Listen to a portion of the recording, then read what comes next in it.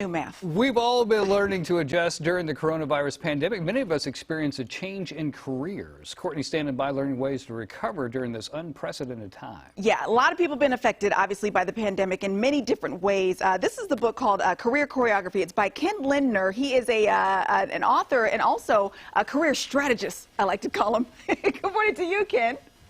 Good morning, Courtney. Pleasure to be on Good Day. Oh, good to have you. Okay, so let's talk about the nuts and bolts of this whole situation, because the pandemic obviously has uprooted so many people. Either they've lost their jobs or they've had to completely switch their career path and pattern.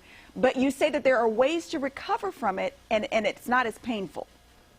Absolutely. I am hugely optimistic, and I hope everybody out there will be as well. With vaccines being more readily available, with businesses on the rebound, with jobs coming back, this is the time to get off the mat and take some logical, constructive steps to get back into the workforce or into the workforce for the first time. And I would love to give you some steps if you'd like to hear them. Oh, absolutely. And I noted in your book, you said that even the most successful designers take some counterproductive or ineffective steps. So your suggestions are going to be to keep us from doing those things. Well, you know, Courtney, sometimes you have to take 2 steps backwards to take 5 steps forward. So if you've been laid off, this is your time to take stock of what you really want in your next job. Okay. What you love to do, what you're good at, and what you don't want. Yeah. And then make a list. I call it a clarifying list, because then it clarifies for you the kinds of things you want in your next job, what makes you special, which you want to articulate to a prospective employer.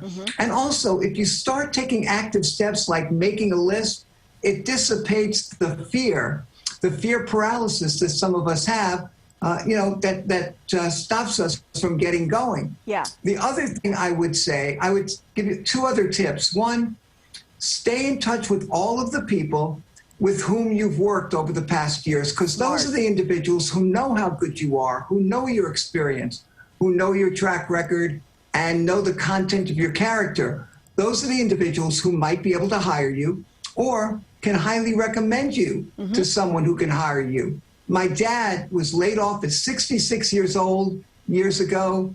He kept in touch with all the individuals whom he had worked with.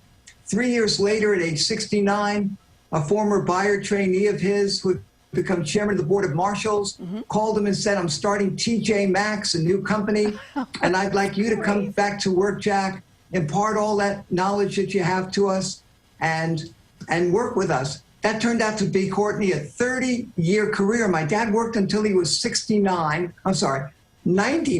Get out of and here. I think that shows that you can get back even in your 50s and 60s and have a long career. Wow. This is fantastic. Again, the book is called Career Choreography. Ken Lindner, the author.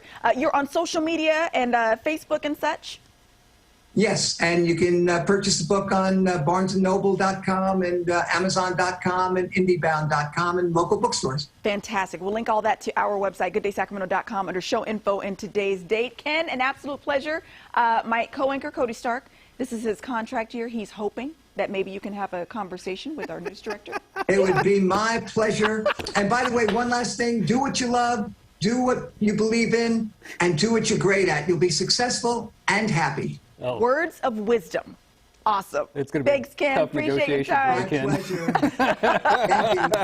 All right. I'm telling you, he's got all of the knowledge, all the know-how. He's His been doing it for dad years. worked until he was 99. 99. I plan on doing that here, but that's only like 3 months.